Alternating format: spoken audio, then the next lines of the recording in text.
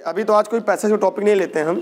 अगर सीटेट में हिंदी का पैसेज सॉल्व करना हो, सीटेट क्या है, यदि किसी परीक्षा में पैसेज आ जाए, क्योंकि यूपीटेट में भी 1-2 प्रश्न दे देते हैं पैसेज से, लेकिन हम ये मानते हैं कि अगर हमें सीटेट में पैसेज आएगा तो 9 प्रश्न फिक्स हैं आपके, चाहे वो हिंदी में है, चाहे वो संस्कृत में है, चाहे इंग्लिश में। 3 लैंग्वेज में से किसी भी लैंग्वेज अगर चुनाव करते हैं वहाँ पर पैसेज अनिवार्य रूप से आने हैं। तो पैसेज सॉल्व कैसे करते हैं? वैसे अमूमन पैसेज अगर आप पढ़े या ना पढ़े तब भी आप पैसेज सही कर लेते हैं, लेकिन उसमें टाइम टूटता है। मेन महत्वपूर्ण क्या है कि मैं पैसेज में हमें समय बचाना है। पैसेज में क्या करना है? समय बचाना है। तो समय बचाने के लिए सबसे सिंपल या सबसे आसान तरीका क्या है? और क्वेश्चन ज़्यादा सही हो, दोनों बातें हैं। पहले तो आपका समय बचे, दूसरा 9 के 9 प्रश्न सही हो। इसके लिए हम क्या करते हैं, पहले वो पूरा पैसेज पढ़ते हैं। जैसे पैसेज दे दिया है 25 से 30 लाइन का, मतलब लगभग 1500 शब्दों का पैसेज दे दिया है। 1000 से 1500 शब्द का पैसेज देता है। तो पहला जो प्रश्न बनाता है, प्रश्न नंबर 1, वो होता है इस दिए गए उपयुक्त गद्यांश का उपयुक्त शीर्षक क्या हो। यह प्रश्न पहला ही प्रश्न होता है, उपयुक्त शीर्षक क्या होगा।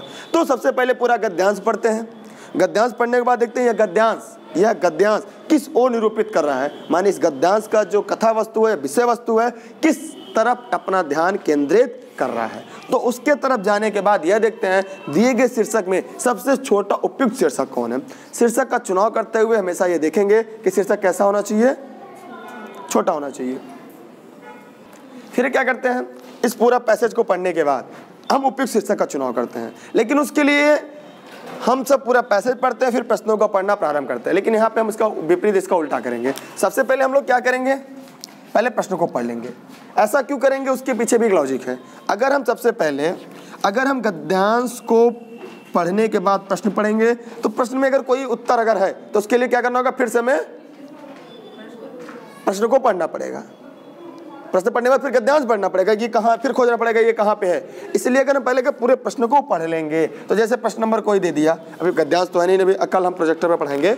इससे कोई गद्यांश अगर हमने देख लिया, कोई हमने गद्यांश पढ़ लिया, तो उसका जब शीर्षक या कोई चुनना होता है तो हमें पता है ये लाइन तो यहीं पर थी, नहीं एक बार पूरा पढ़ कर जाएंगे अंत तक, और इस प्रश्न का उत्तर वाली इस लाइन में है, ठीक। तो पूरा यहाँ से पढ़ के आएंगे तब देखेंगे इसका उत्तर यहाँ है। लेकिन एक बार प्रश्न पढ़ कर जाएंगे तो जब गद्यांश पढ़ेंगे, हाँ यार ये तो प्रश्न अभी मैंने कुछ देर पहले पढ़ा था, ये शब्द, तो उसको अंडरलाइन करेंगे, उस लाइन को दोबारा पढ़ेंगे, आपको उत्तर मिल जाएगा। बात समझ में आ रही है आपको? नहीं आ रही है? हाँ, ऐसा देता भी है। तो लेकिन इसलिए मैंने क्या किया, पहले सबसे सरल विधि मैंने बताया, आपको कुछ नहीं करना है, कुछ छोटा सा लॉजिक इस्तेमाल ये करना है कि एक बार गद्यांश न पढ़ के पहले प्रश्नों को ही पढ़ लीजिए। जैसे प्रश्न में पढ़ लिया कि कर्ण दानवीर था, ठीक। तो अब जब ऊपर से पढ़ते हैं जहाँ दानवीर शब्द आएगा, क्योंकि अभी दानवीर पढ़े थे, तो आपकी पेन रुक जाएगी। जब आपकी ध्यान और पेन रुक जाएगी तो प्रश्न को मिला पढ़ेंगे, हाँ तो पूछा है कौन दानवीर था, कर्ण, उत्तर मिल गया। ऐसे क्यों? अगर पूरा गद्यांश पढ़ के आते, फिर प्रश्नों को पढ़ते, फिर कहते कर्ण कहाँ से देखते, फिर कर्ण यहाँ मिला, और गलती से अगर यहाँ पे वो प्रश्न का उत्तर है तो पूरी गद्यांश यहाँ तक पढ़नी पड़ेगी।